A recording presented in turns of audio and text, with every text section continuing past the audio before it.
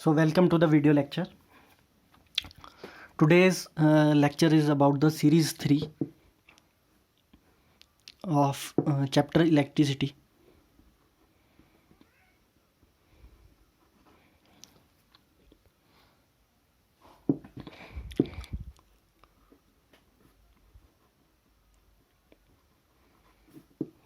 For NTSE. तो इससे पहले दो सीरीज़ हो गई है, सीरीज़ 1 एंड सीरीज़ 2, जिसमें 10-10 क्वेश्चन थे। आज की सीरीज़ में थोड़े कम क्वेश्चन रहेंगे, 5 क्वेश्चन को हम डिस्कस करेंगे और बेसिक डिस्कस करेंगे क्या होगा। तो फर्स्ट क्वेश्चन है सीरीज़ 3 का। तो क्वेश्चन है, अ वायर ऑफ रेजिस्टेंस 2 ओम पर मीटर। एक वायर है जो जिसका हर एक मीटर जो है वो 2 ओम का है। इस bend to a form of circle of radius 1 metre. तो उसको हमने इस तरह बेंड किया कि उसका रेडियस कितना हो गया, 1 मीटर का रेडियस हो गया। ठीक है। The equivalent resistance between its two ends A and B as shown in figure. तो हमें पता करना है कि ए और बी के बीच में जो इक्विवेलेंट रेजिस्टेंस होगा वो क्या होगा। तो हमारे जो ऑप्शन है वो है pi ohm, pi by 2 ohm, 2 pi ohm, pi by 4 ohm. Video pause करके एक बार खुद ट्राई करें सभी क्वेश्चन। ठीक है। क्वेश्चन को सॉल्व करने से पहले यहाँ सॉल्व करने से पहले पॉज करके एक बार सभी ट्राई करेंगे ये क्वेश्चन होंगे कैसे। तो चलो शुरू करते हैं इस क्वेश्चन को। तो हमें पता है एक सर्कल है और जिसका 2 पाई पर मीटर है, मतलब हर एक मीटर का जो रेजिस्टेंस है वो कितना होगा, 2 पाई। लेकिन पहले हमें पता करना है कि ये जो वायर है जो सर्कुलर फॉर्म में है इसकी लेंथ कितनी होगी। तो हमें पता है the circumference of the circle is, सभी को पता है। तो सर्कमफ्रेंस कुछ नहीं है, सर्कमफ्रेंस हमें क्या बताती है, लेंथ बताती है किसकी, सर्कल की। उसी को सर्कमफ्रेंस बोला गया है, जिसका फॉर्मूला होता है 2 पाई are. Correct, 2 pi r. But here we know that the radius is 1 meter. We know that radius is 1 meter. So the circumference is equal to 2 pi into 1, which come out be 2 pi, है ना। इसको solve करने की इतनी ज़रूरत नहीं है, फिर भी किसी को समझना है इसलिए इसको हम पूरी तरह से सॉल्व करेंगे। मतलब कहने का मतलब है कि अगर हम ए से चलते हैं तो वापस ए तक जब आएंगे तो ये पूरा कितना लेंथ हो गया, 2 पाई की। अच्छा, अगर ये पूरी 2 पाई की हो गई तो यहाँ से यहाँ तक कितना हो गया, ये पाई। और यहाँ से यहाँ तक क्या हो गया, अगेन पाई मीटर, है ना। यहाँ से यहाँ तक हो गया पाई मीटर और यहाँ से यहाँ पे अगेन हो गया कितना, पाई मीटर। क्लियर है। अच्छा ठीक है। अब देखो बेटा, क्वेश्चन में क्या बोलता है कि 2 ओम पर मीटर। ठीक है। कहने का मतलब है, देखो आराम से समझते हैं इस चीज़ को, मैं यहाँ पे लिखता हूँ। इसके कहने का मतलब है अगर 1 मीटर है तो 2 ओम होगा, अगर 2 मीटर है तो 4 ओम होगा। ऐसा ही होगा, क्योंकि इसने क्या बोला है, 2 ओम पर मीटर, कि भाई 1 मीटर में 2 ओम है। अच्छा, अब हमारे पास यहाँ पे कितना मीटर है, पाई मीटर है। यहाँ तो हमारे पास पाई मीटर है, इसका मतलब पाई मीटर में क्या हो गया, 2 पाई ओम।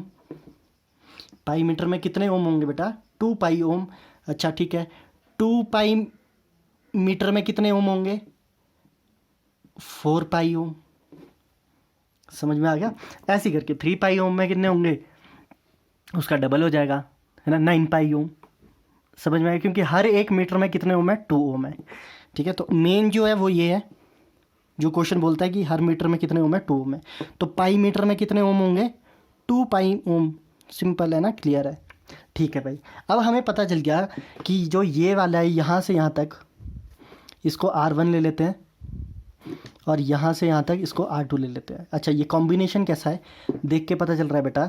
इस वाले रेजिस्टेंस के टर्मिनल भी ए बी है, इस वाले रेजिस्टेंस की टर्मिनल भी ए बी है। तो ये कैसा कॉम्बिनेशन है, this is parallel combination, this is parallel combination. ठीक है, पैरेलल कॉम्बिनेशन है। R1 हमें पता है कितना है बेटा, R1 है हमारे पास 2 पाई एम, 2 पाई ओम सॉरी। और R2 भी हमारे पास कितना है, सेम 2 पाई ओम। ठीक है, क्योंकि यहाँ देखो 2 पाई पर मीटर और पाई मीटर है हमारे पास, है ना, पाई मीटर है। तो पाई मीटर में कितने ओम होंगे, 2 पाई ओम। तो यहाँ देखो, अब हमें पता है कि R1 भी हमें पता है 2 पाई ओम है और R2 भी हमें पता है 2 पाई ओम है। ओम यूनिट है बेटा, यहाँ कन्फ्यूज़ ना हो, ये ओम यूनिट है। रेजिस्टेंस हमारे पास दोनों का 2 पाई है, ओम यूनिट है रेजिस्टेंस की। चलो अब यहाँ पे हम पैरेलल का लगा देंगे फॉर्मूला, इक्विवेलेंट सभी को पता है, R1 into R2 divide by R1 plus R2। ये फार्मूला कहाँ से आया, सबको पता है, 1/R equivalent is equal to 1/R1 plus 1/R2 जो पैरेलल का होता है। इसी को हम सॉल्व करके ऐसा बनाते हैं ना एलसीएम लेके। तो यहाँ पे R1 है हमारे पास बेटा 2 पाई और R2 भी है हमारे पास 2 pi divide by 2 pi plus 2 पाई। ठीक, तो ये क्या हो गया, 2 टू ज़ा 4 और पाई का हो गया स्क्वायर, तो ये हो जाएगा 4 पाई का square divide by 2 pi plus 2 पाई कितना हो गया हमारे पास 4 पाई।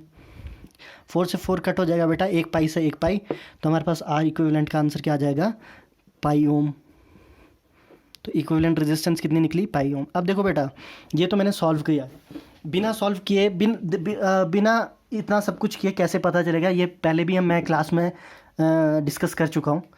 अगर हमारे पास रेजिस्टेंस में, पैरेलल रेजिस्टेंस में अगर हमारे पास सेम रेजिस्टर है, मान लो यहाँ पे 5 है, यहाँ पे भी 5 है, तो इसका हाफ कर दो तो 2.5 इसकी इक्विवेलेंट रेजिस्टेंस आ जाएगी। इसी तरह अगर हमारे पास मान लो यहाँ पे 2 है, यहाँ 2 है, तो इक्विवेलेंट रेजिस्टेंस कितनी आ जाएगी बिना सॉल्व किए 1 ओम।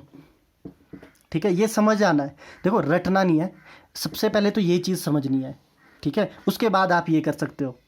ठीक है, वैसे ये मान लो अब आपके पास 2 रजिस्टर है, सेम के होने चाहिए पर, ठीक है, 10 के और 10 का 10 ओम के पैरेलल में, तो इसकी इक्विवेलेंट रेजिस्टेंस कितनी आ जाएगी 5 ओम, सिंपल।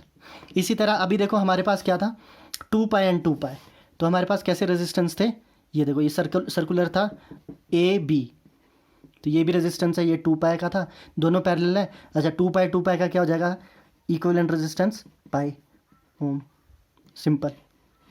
ठीक है, तो जब भी हम देखो पेपर में हम इतनी देर नहीं लगाते, 6 मिनट की वीडियो हो चुकी है अभी तक, लेकिन जब एग्ज़ाम आएगा और ऑब्जेक्टिव क्वेश्चन आएंगे तो हम इतना टाइम तो लगाएंगे ही नहीं ना।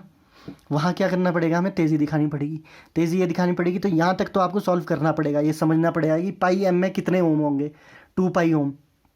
ठीक है, आगे जब आपको पता चलेगा भाई R1 और R2 इक्वली आ रहे हैं और पैरेलल में है, तो सिंपल आंसर क्या होगा इसका आंसर हो जाएगा पाई ओम। ठीक है, तो आंसर क्या हो जाएगा इसका पाई ओम। ठीक है, क्वेश्चन नंबर 2 करेंगे, किसी को समझना है प्लीज़ पूछ लेना। ठीक है, व्हाट्सएप पे कहीं पे भी।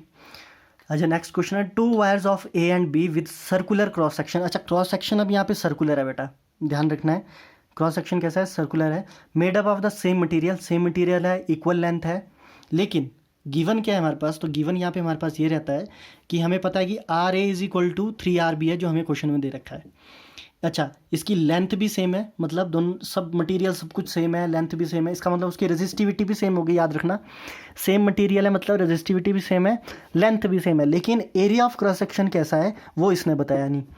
तो ये बोलता है what is the ratio of a radius of wire A to that of B, कि भाई ए और बी के रेडियस में का रेशो क्या होगा, तो ये हमें निकालना है। अच्छा चलो सबसे पहले हम आर ए निकालेंगे। देखो बेटा अब हमें पता कैसे चलता है कि V is equal to IR लगाना है या R is equal to rho L by A लगाना है, जिन भी बच्चों को कन्फ्यूज़न है उनके लिए।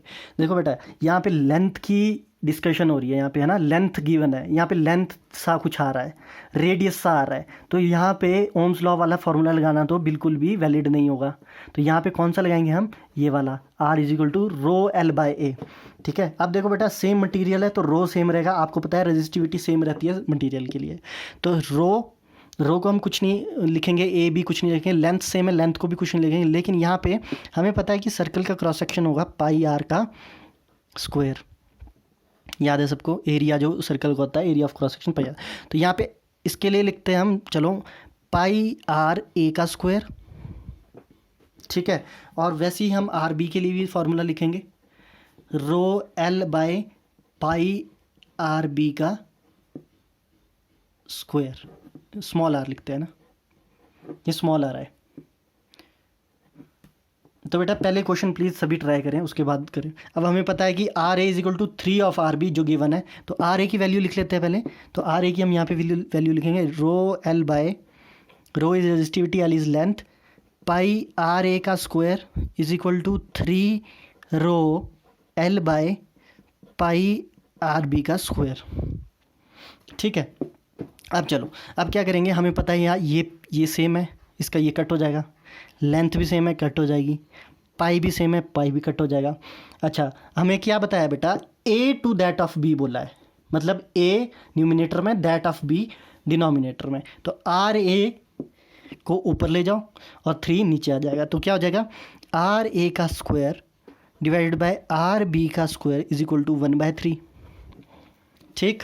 अच्छा, ये तो आगे आता है करना, ठीक है, ये तो सिंपल है। अब R A by R B, इसको ऐसे भी लिख सकते हैं 1/3, स्क्वायर इधर जाएगा, रूट बन जाएगा, तो R A by R B कितना आ गया हमारे पास, 1/√3। तो ये आ जाएगा इसका आंसर। तो इनमें से कौन सा आंसर होगा, वो होगा 1/√3। ठीक है, सिंपल से क्वेश्चन है, कंसेप्ट समझ में आने चाहिए, इसलिए आज थोड़े कम क्वेश्चन लाया हूँ, ताकि थोड़े हम कंसेप्ट पे ध्यान दें कि बोल क्या रहा है। तो अब देखो, अब पेपर में कैसे करेंगे हम इस क्वेश्चन को, सिंपल है, 2 को लिया, आपको पता है ये सब सेम है, ये तो कैसे कट जाएंगे, बस इन पाई आर स्क्वायर का ध्यान रखना है यहाँ पे। ठीक है, बस उनकी रेशो निकालिए और हो गया। ठीक है, सिंपल सा क्वेश्चन है, सिंपल ही होते हैं सारे क्वेश्चन, समझने हैं। नेक्स्ट क्वेश्चन है हमारा, थर्ड क्वेश्चन है, सिंपल सा क्वेश्चन है ये भी। In India electricity is supplied for domestic use at 220 volt, it is supplied at 110 volt in USA. If the resistance of a 60 watt bulb for use in India is R, the resistance of a 60 watt bulb for use in USA will be. अब देखो बेटा, simple क्या question पूछता है कि भाई India और USA में अलग अलग वोल्ट यूज़ हो रही है, क्वेश्चन में पता चल रहा है। इंडिया में 220 यूज़ हो रही है और यूएसए में कितनी हो रही है, 110, और 60 बल्ब है 60 वॉट का ही। ये बोलता है कि जो रेजिस्टेंस होगी वो क्या होगी यूएसए में as compare to the India. India में जो हमने 60 वॉट का बल्ब लगाया, जो इससे रेजिस्टेंस होगा, जो इसमें रेजिस्टेंस होगा 220 पे यूज़ करने पे जो रेजिस्टेंस निकलेगा, वो कैसे वेरी करेगा रेजिस्टेंस जो यूएसए में हुआ है ना। तो डिफरेंट होगा, हमें पता है, क्योंकि यहाँ पे वोल्टेज वेरी कर रही है, ऑटोमेटिकली रेजिस्टेंस भी वेरी करेगा। तो हम चेक करेंगे कैसे। तो फिलहाल पहले हम यहाँ लिखेंगे पावर का फॉर्मूला, आप सभी को पता है, P is equal to V² R। ठीक है, तो चलो यहाँ पे हम V के नीचे लिख लेते हैं USA, और यहाँ पे भी यूएसए है ना। और वैसी पावर हमें पता है बेटा, पावर सेम है, 60/60 है, चाहे वो यूएसए में है चाहे इंडिया में। देखो बल्ब तो सेम ही रहेगा, है ना। तो ये हो गया V India square divide by R India का स्क्वायर। सॉरी, ये स्क्वायर नहीं आएगा, सॉरी यहाँ स्क्वायर नहीं आएगा। अच्छा, ये दोनों इक्वल है, इसका मतलब ये और ये को हम इक्वल कर सकते हैं।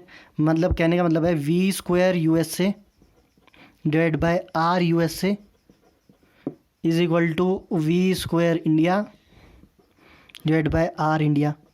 समझनी है चीज़ ये, देखो P is equal to V² by R, याद है ना भाई सबको, है ना, पावर का फॉर्मूला होता है। चलो अब करते हैं इसको। अच्छा, हम इसने बोला है कि यूएसए में क्या होगा, ठीक है, तो हम क्या करते हैं, तो ये हो जाएगा, अगर मैं इसको ऊपर ले जाऊँ और इसको नीचे ला दूँ, ठीक है, इसको मैं ऊपर ले जाऊँ और इसको यहाँ ला दिया जाए, तो क्या होगा, तो ये जगह V² USA divide by V² India is equal to R USA upon R India. ठीक है, अब देखो, अब बताओ कि यूएसए में V क्या था, यूएसए में V था 110, तो हम यहाँ पे वैल्यू डाल देंगे 110 इंटू 110 डिवाइड बाय 220, इंडिया में था, into 220 is equal to R USA divide by R India. लिख लो इसको, देखो R इंडिया लिख लो या सिंपल R लिख लो, क्योंकि यहाँ गिवन क्वेश्चन में दे रखा है कि इंडिया इज़ R है, तो यहाँ पे R भी लिख सकते हैं ना, कोई डाउट नहीं है। अच्छा, इसको सॉल्व करेंगे तो क्या आ जाएगा, यहाँ पे ये कट जाएगा, ये 2 से, ये अगेन 2 से, तो ये क्या आ जाएगा, अगर मैं इसको ऊपर ले जाऊँ तो क्या हो जाएगा, R India divide by 4 is equal to R USA. ठीक है, R इंडिया को हम R भी लिख सकते हैं, तो R USA equal to R/4। तो यूएसए में जो रेजिस्टेंस होगी इंडिया की रेजिस्टेंस से डिवाइड हो जाएगी 4 गुना। ठीक है, अगर मान लो इंडिया में, फॉर एग्जांपल है ना, ये एग्जांपल है, अगर मान लो इंडिया में 40 ओम का रेजिस्टेंस है, तो यूएसए में कितना होगा, 10 ओम का रेजिस्टेंस हो जाएगा।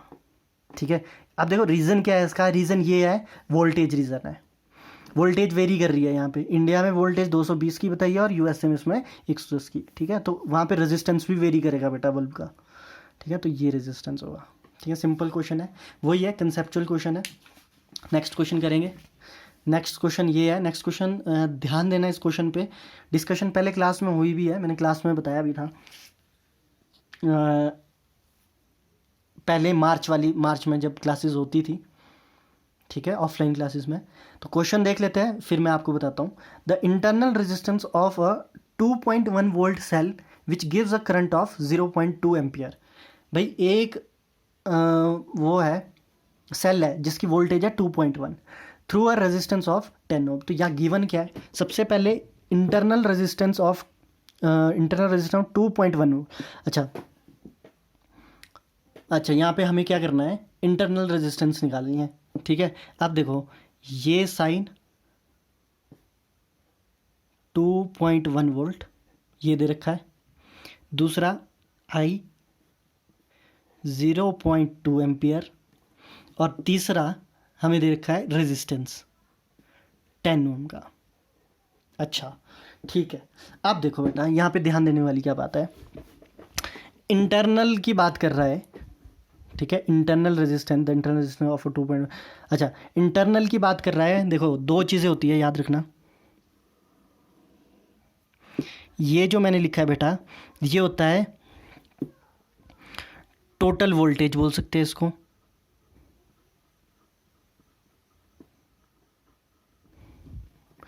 या ईएमएफ भी बोल सकते हैं इसको, ठीक है। अब देखो ये हम कब यूज़ करते हैं, जब बैटरी को यूज़ नहीं किया जाता, ठीक है। देखो बैटरी में की भी अपनी एक क्या होती है, इंटरनल रेजिस्टेंस होती है, ध्यान रखना। ये साइन हम तब यूज़ करते हैं जब हम बैटरी को यूज़ नहीं करते, तो उसकी जो वोल्टेज है तो वो 2.1 वोल्ट है। लेकिन जब हम बैटरी को यूज़ में लाते हैं बेटा, due to its internal resistance, उसकी जो वोल्ट होती है वो घट जाती है। अब यहाँ पे हमें इन्फॉर्मेशन देता है कि आई और आर हमें पता है, तो यहाँ से हम वी निकाल सकते हैं, V equal to I R. सही बात है, ठीक है। तो वी कितना निकलता है हमारा बेटा, 0.2 इंटू 10। इसका मतलब जो वोल्ट है हमारे पास वो कितना है, 2 वोल्ट। ध्यान देंगे सभी। तो ये वोल्ट है जो एक्चुअल वोल्टेज है सेल की, जब हम उसको यूज़ में नहीं लाते, ठीक है। ईएमएफ है जो सेल का। और जब हम उसको यूज़ में लाते हैं तो वोल्टेज क्या है, 2 वोल्ट है। अच्छा ठीक है, अब हम टोटल रेजिस्टेंस निकालेंगे। हमें पता है V equal to I R होता है, और R is equal to V by I होता है। बट यहाँ पे क्या होगा, अब R इज इक्वल टू, हम यहाँ पे सिंपल V तो लिखेंगे नहीं 2, क्योंकि हमारे पास इंटरनल रेजिस्टेंस भी है। अब देखो यहाँ पे क्या आएगा, यहाँ पे आएगा 2.1 माइनस 2 डिवाइडेड बाय 10, ठीक है। याद रखेंगे यहाँ V की जगह हमने क्या लिखा, टोटल ईएमएफ माइनस V, जो हमने यूज़ करने के बाद जितनी हमारे पास वोल्टेज आई। तो ये हो जाएगा बेटा 0.1 डिवाइडेड बाय 10, ठीक है। ये हो जाएगा 2.1 माइनस 2 डिवाइडेड बाय 10, ठीक है। तो ये हो गया हमारे पास 1/100। अच्छा सॉरी, यहाँ पे मैंने वैल्यूज़ सॉरी यहाँ पे 0.2 आना था बेटा, ये 0.2 आना था, है ना। मैंने रेजिस्टेंस की वैल्यू डाल दी यहाँ पे, अगेन 2.1 माइनस 2 डिवाइडेड बाय 0.2, ठीक है। सॉरी फॉर दैट, यहाँ मैंने रेजिस्टेंस की वैल्यू लिख ली थी। यहाँ पे R is equal to V upon I है, तो यहाँ आई करंट आना था, ठीक है। तो ये हो जाएगा 0.1 divide by 0.2। Sorry for that, please इसको करेक्ट कर लें, ठीक है। ध्यान रखना फिर से, यहाँ पे आई की वैल्यू डालनी है, तो 0.2 है, यहाँ पे रेजिस्टेंस की वैल्यू आ गई, तो ये पॉइंट से पॉइंट कट जाएगा, तो ये हो जाएगा 1/2, और आंसर आ जाएगा 0.5 ओम। तो ये आ गया हमारे पास R। सो अगेन यहाँ पे एक और रिव्यू करते हैं। तो याद रखेंगे इस और इस वोल्टेज में फ़र्क होता है, ठीक है, जिन बच्चों को पता नहीं उन बच्चों के लिए। तो याद रखना बेटा, एक होता है आइडियल सेल, है ना। आइडियल सेल में इंटरनल रेजिस्टेंस नहीं होती, इंटरनल रेजिस्टेंस नहीं होती, और आइडियल सेल बहुत होता भी नहीं है ना, क्योंकि कहीं ना कहीं इंटरनल रेजिस्टेंस रहती है। और जो हमारा रियल सेल होता है बेटा, उसमें इंटरनल रेजिस्टेंस होती है, ठीक है। देखो मैं आपको बता देता हूँ फिर से। अब अगर मैं आइडियल सेल की बात करूँ बेटा, तो आइडियल सेल ऐसा दिखेगा, नेगेटिव पॉजिटिव, और हम इसको ई से डिनोट करेंगे ना, मतलब एफ सेल नॉट भी बोलते हैं इसको। लेकिन जो हमारा रियल सेल होता है वो कैसा होता है, रियल सेल में रेजिस्टेंस होता है, इंटरनल रेजिस्टेंस बेटा, अंदर सेल के अंदर ही होगा ये रेजिस्टेंस, ठीक है। ये जो आर होगा ये सेल के अंदर ही होगा, और यहाँ पे, ठीक है। तो यहाँ पे जो हमने ये आर निकाला है, ये इंटरनल रेजिस्टेंस निकाली है हमने, ठीक है। ये इंटरनल रेजिस्टेंस निकाली है सेल की, the internal resistance of a 2.1 volt cell which gives a current of ये, ठीक है, क्लियर है, ठीक है। नेक्स्ट क्वेश्चन करेंगे। क्वेश्चन नंबर 5 है, Joule's heating law when I and T are constant, if the H is taken along the y-axis and I square along the x-axis, the graph is, हमें graph बताना है बेटा I square और H के बीच में। तो यहाँ पे, अच्छा यहाँ पे मैंने टिक किया है, तो यहाँ पे पहले वाले क्वेश्चन में 0.5 ओम होगा इसका आंसर। अब यहाँ पे आ जाओ। इस क्वेश्चन में क्या करेंगे, इसको समझने से पहले यहाँ पे ग्राफ की डिस्कशन करूँगा ज़रूर, सीधा यहाँ पे आंसर नहीं लगाएंगे कि क्या होगा। तो बेटा हमारे पास अलग अलग ग्राफ्स होते हैं, स्ट्रेट लाइन के ग्राफ होते हैं, पढ़े होंगे, पैराबोला के ग्राफ होते हैं, हाइपरबोला होता है, एलिप्स होता है। तो डिफरेंट टाइप के हमारे पास क्या होते हैं, ग्राफ्स होते हैं, और हमें इन सब की फॉर्मेशन आनी चाहिए कि कौन सा ग्राफ कब बनता है। तो यहाँ पे डिस्कस करेंगे पैराबोला को अभी और स्ट्रेट लाइन को, ठीक है। तो पैराबोलिक ग्राफ्स कब बनते हैं ध्यान रखना है। तो डिफरेंट टाइप के, पहली बात पैराबोलिक ग्राफ होते हैं। पहले पैराबोलिक ग्राफ का, पैराबोला ग्राफ का मैं यहाँ पे एक एग्जांपल लेता हूँ। तो मान लो x is directly proportional to y square है, ठीक है, x is directly proportional to y square है। तो x equal to c y square, ठीक है। वेयर ये जो c होता है बेटा, ये कांस्टेंट होता है, पॉजिटिव कांस्टेंट बोल दो इसको यहाँ पे। तो इसका ग्राफ कैसे बनेगा वो देखेंगे हम, है। इसका हम बनाएंगे एक्स वाई ग्राफ पे, है ना, एक्स और वाई एक्सिस की उसमें। तो ये हो गया एक्स और ये हो गया वाई। तो अगर हम इसका ग्राफ बनाना चाहें बेटा, तो इसका ग्राफ बनेगा कुछ ऐसा, ठीक है। इसका ग्राफ कुछ कैसा बनेगा, इस तरह से बनेगा। वैसे ही अगर हमारे को y is equal to c x square भी हो सकता है, तो इसका ग्राफ कैसे बनेगा, तो ये हो गया y, ये हो गया हमारे पास x, और यहाँ पे अगेन c जो है वो क्या है हमारे पास, पॉजिटिव कांस्टेंट है। तो हमारे पास ग्राफ कैसे बनेगा, ऊपर को बनेगा ऐसे, ठीक है, जब y is equal to c x square. Similarly अगर यहाँ पे माइनस आ जाता है, देखो मान लो x equal to minus c y square, इसी का यहाँ पे, तो ग्राफ कैसे बनेगा, सिंपल है, ग्राफ क्या हो जाएगा, माइनस में आ जाएगा, क्वाड्रेंट में। और वैसे ही अगर हमारे पास है x equal to y equal to minus c x square, तो हमारा ग्राफ कैसा हो जाएगा, माइनस में, तो नेगेटिव क्वाड्रेंट में आ जाएगा, ठीक है। अब यहाँ ध्यान देने वाली क्या बात है बेटा, यहाँ पे हम बात कर रहे हैं y और x की, y और x की। लेकिन अगर आप क्वेश्चन पढ़े तो क्वेश्चन बोलता है if the h is taken along the x axis y axis and i square along the x axis. यहाँ पे i स्क्वायर की बात हो रही है, ना कि सिंपल i की, ये बात ध्यान रखनी है। लास्ट जो है नोट, देखो x इक्वल टू मान लो सी वाई स्क्वायर, आपके पास एक और ये ग्राफ है फॉर एग्जांपल, है ना, मान लो इसी को हम लेते हैं। लेकिन यहाँ पे आप क्या करेंगे, अगर हम मान के चले कि y एक्सिस में वाई स्क्वायर है और x एक्सिस में सिंपल हमारा x है, तो ग्राफ स्ट्रेट लाइन होगा, याद रखेंगे सभी। तो ग्राफ क्या होगा, स्ट्रेट लाइन होगा। देखो फ़र्क क्या है, फ़र्क बता देते हैं। यहाँ पे हमें वाई स्क्वायर ले रहे हैं हम, और यहाँ पे हम सिंपल y ले रहे थे। देखो यही ग्राफ है, यही वाला है, दोनों सेम है। यहाँ पे हम x और y के बीच बना रहे थे और यहाँ पे हम वाई स्क्वायर और x के बीच बना रहे हैं। ये ध्यान रखना, यहाँ पे हम वाई स्क्वायर, तो जब भी हम वाई स्क्वायर और x के बीच में बनाएंगे तो लाइन कैसी आएगी, स्ट्रेट आएगी। ठीक है, चाहे यहाँ पे एक्स स्क्वायर ले लो, चाहे यहाँ पे ले लो, या यहाँ वाई स्क्वायर ले लो, चाहे यहाँ एक्स स्क्वायर ले लो। ठीक है, इसी तरह क्वेश्चन क्या बोलता है हमारा, अभी हमें पता है कि Joule's law of heating effect होता है H is equal to I square R T, and you know that H is directly proportional to I square. H is directly proportional to I square, और इसने बताया भी है कि कौन सी किस्में लेने हैं। तो उसने बोला है कि भाई आई स्क्वायर ले लो इधर को एक्स एक्सिस के लॉन्ग, और वाई एक्सिस के लॉन्ग ले लो H। अब आपको पता है यहाँ पे आई स्क्वायर लिखा है इसने, तो अब बताओ पैराबोला आएगा या स्ट्रेट आएगा, देख के पता चल रहा है। तो हमारे पास कैसा ग्राफ आएगा, यहाँ पे स्ट्रेट लाइन ग्राफ आएगा। तो इसका आंसर क्या होगा, स्ट्रेट लाइन ग्राफ। ठीक है, तो आज ये वीडियो है, ध्यान से देखेंगे, पहले क्वेश्चन सॉल्व करेंगे सभी, उसके बाद वीडियो को देखेंगे, है ना। हर क्वेश्चन से पहले प्लीज़ सॉल्व करें क्वेश्चन को। Okay, thank you.